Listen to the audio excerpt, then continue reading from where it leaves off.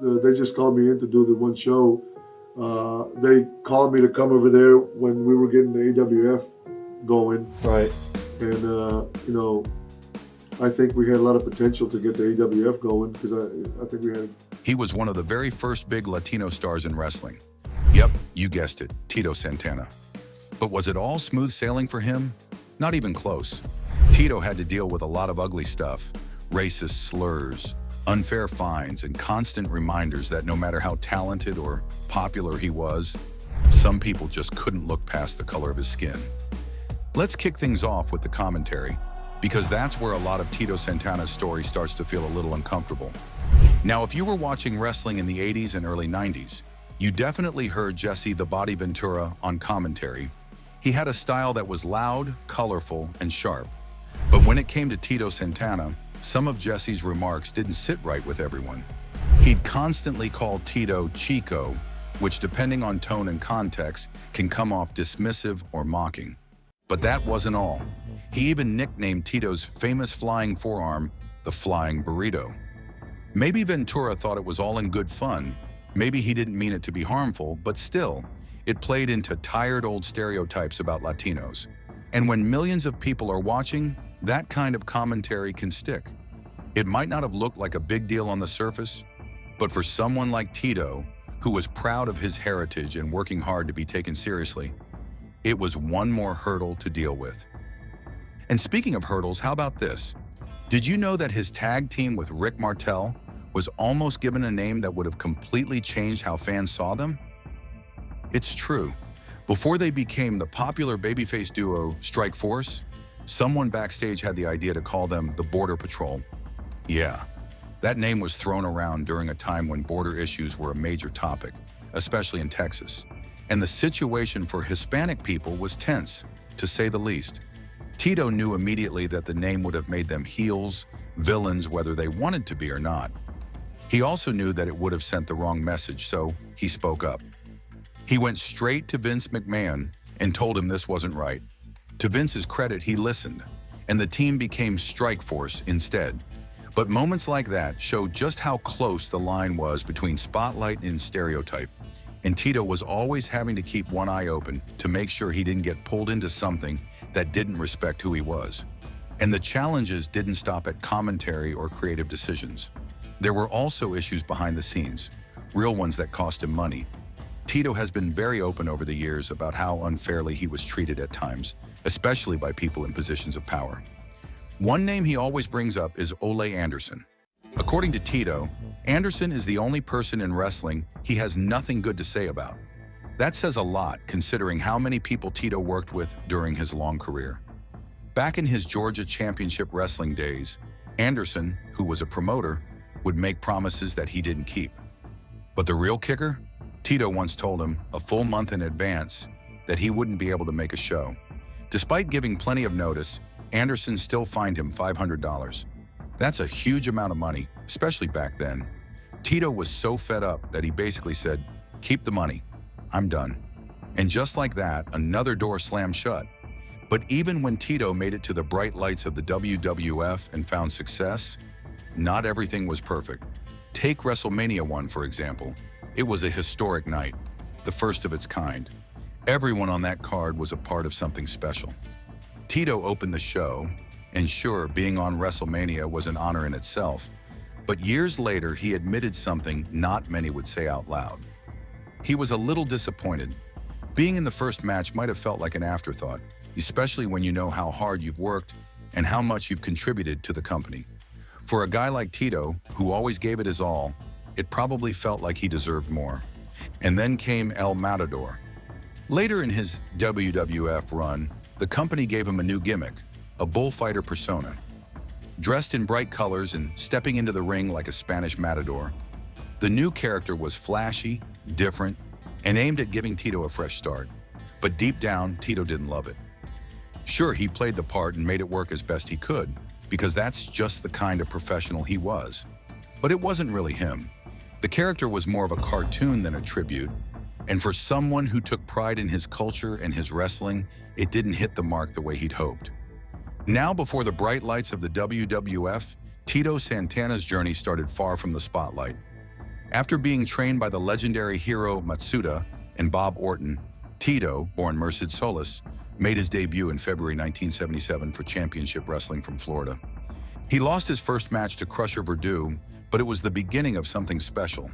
Not long after, he joined Georgia Championship Wrestling and wrestled under the name Richard Blood. That run opened more doors, including a full year with Mid-Atlantic Championship Wrestling and a brief but valuable tour in Japan with All Japan Pro Wrestling. In 1979, he dropped the ring name and proudly returned to using his real name, Merced Solis, though fans would soon know him best as Tito Santana. That same year, he joined Western States Sports and quickly made waves, winning the NWA Western States Tag Team Championship with a young Ted DiBiase. Then came the big break. Tito made his WWF debut on April 17, 1979, beating Mike Hall on Championship Wrestling. It didn't take long for him to make an impact. Later that year, he teamed with Ivan Putski to win the WWF Tag Team titles at Madison Square Garden, defeating the Valiant Brothers. The duo held the gold for nearly 6 months before dropping them to the Wild Samoans in April 1980.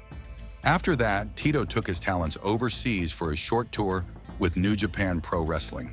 He followed that up with a solid run in the American Wrestling Association from 1980 to 1982, where he went toe-to-toe with the likes of Nick Bockwinkel, twice coming up short due to some questionable tactics. He also teamed with Rick Martel, planting the seeds for what would become one of the most beloved tag teams in WWF history. In July 1982, Tito returned to GCW and even challenged the Wild Samoans for the NWA National Tag Team titles, teaming with Terry Gordy. Though they didn't win, Tito was gaining experience and momentum. On April 2, 1983, he went after the NWA National Heavyweight title, but fell short again, this time to Larry Zbyszko. By mid-1983, Tito was back in the WWF for good. He returned to TV on May 14th, beating Jose Estrada, and was soon wrestling full-time under Vince McMahon's expanding empire. And in 1984, things really took off. He challenged the Iron Sheik for the WWF World Heavyweight Championship in a double DQ match at the Philadelphia Spectrum, and then entered into a heated feud with the Intercontinental Champion, Don Muraco. On February 11, 1984, Tito made history by defeating Muraco to become the first Mexican-American to hold the Intercontinental Championship. It was a proud moment, but the spotlight also brought new challenges. Greg the Hammer Valentine soon took aim at him, and in September 1984, defeated Tito in Canada to take the title. In the storyline, Valentine injured Tito's knee, putting him on the shelf for months. Tito returned in December with fire in his eyes. He started using Valentine's own finishing move, the figure 4 leg lock, as a message. They clashed in countless matches from no DQ bouts to lumberjack wars. And finally, on July 6, 1985, inside a steel cage in Baltimore, Tito won back the title. Valentine, furious, destroyed the old championship belt in the cage, which conveniently aligned with the WWF's plan to debut a new belt design. Tito was the first to wear it. But every champion has a challenger waiting in the wings. On February 8, 1986, Tito lost the Intercontinental title to Macho Man Randy Savage at the Boston Garden. Savage had used a hidden foreign object to knock Tito out, something the referee, Danny Davis, failed to catch. Later, the WWF would spin Davis's shady officiating into a full-on heel referee gimmick, and they used Tito's loss as part of that story. At WrestleMania 3 in 1987, Tito teamed up with the British Bulldogs to face the Hart Foundation and Davis, now an in-ring competitor. The storyline was all about revenge. Both Tito and the Bulldogs had lost titles because of Davis's actions, but once again, the bad guys pulled out a win when Davis used Jimmy Hart's megaphone to knock out Davey Boy Smith. That same night, Tito appeared again, this time charging the ring after Slick's client, Butch Reed, beat Coco Beware. Tito ripped Slick's clothes in a fit of payback for past sneak attacks. When Reed tried to step in, Tito and Coco teamed up for a double drop kick that sent Reed flying. After winning the Intercontinental title and proving himself as one of the most reliable babyfaces in WWF, Tito Santana entered a new chapter in 1987. That summer, he teamed up with Canadian star Rick Martel to form Strikeforce. a fast, high-energy tag team that quickly won over the crowd. Their biggest moment came when they beat the Hart Foundation for the WWF Tag Team titles, with Martel locking in a Boston Crab to make Jim Neidhart tap out on an episode of Superstars of Wrestling. Strikeforce enjoyed a solid 5-month reign until Demolition overpowered them at WrestleMania 4. Not long after, Martel was injured, though in real life, he stepped away to care for his ill wife. During Martel's absence, Tito didn't sit idle. He briefly took on a managerial role, introducing the intimidating powers of Pain, the Barbarian, and the Warlord, to help him get revenge on Demolition. Though the powers eventually aligned with Mr. Fuji and turned heel, Santana had helped make another impact. Martel returned at the 1989 Royal Rumble, and Strikeforce got back together, but it didn't last. At WrestleMania 5, after accidentally getting hit by Tito's flying forearm, Martel snapped. He walked out mid-match, leaving Santana to get double-teamed by the Brainbusters. In a post-match interview, Martel declared Tito a loser and blamed him for everything. That betrayal kicked off a bitter feud that lasted the rest of 1989. The two clashed at SummerSlam, Survivor Series, and even the finals of that year's King of the Ring, where Santana came out on top. He even teamed up with Demolition, the same team that had once beaten Strikeforce, to beat Martel and the Fabulous Rougeaus. When the Ultimate Warrior beat Hulk Hogan for the WWF title at WrestleMania 6, the Intercontinental belt was vacated. Santana entered the tournament to crown a new champ and made it all the way to the finals before falling to Mr. Perfect. Afterward, he occasionally teamed with Koko B. Ware, but by Survivor Series 1990, he was back in the spotlight. He captained a team alongside the Bushwhackers and Nikolai Volkov and stood tall as the sole survivor. That earned him a spot in the grand finale match, where he joined Hulk Hogan and the Ultimate Warrior to take on Ted DiBiase, Martel, and others. Santana managed to eliminate the Warlord, but was eventually pinned by Ted. In 1991, Tito took on a whole new look and gimmick. Embracing his heritage, he became El Matador, donning a bullfighter's outfit.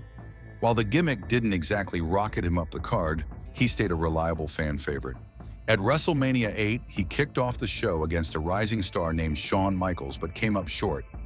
Most of his matches from this period saw him facing mid-carders or putting over newer talent. He even wrestled a dark match loss to Papa Shango at SummerSlam '92 in London.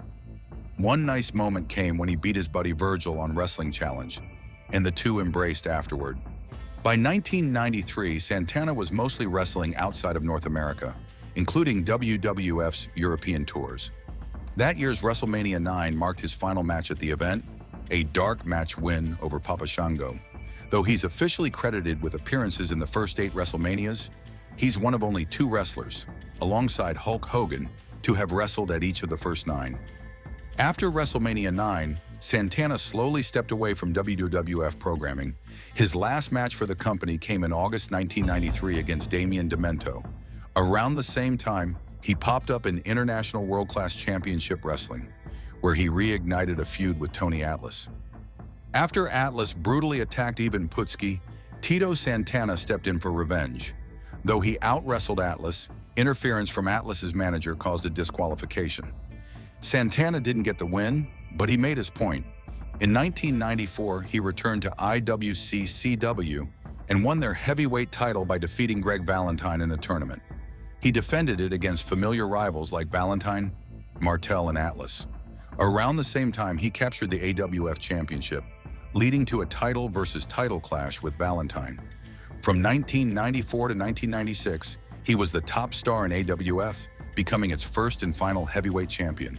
He also worked as a Spanish commentator for the WWF from 1997 and made his last WWF appearance at WrestleMania 14.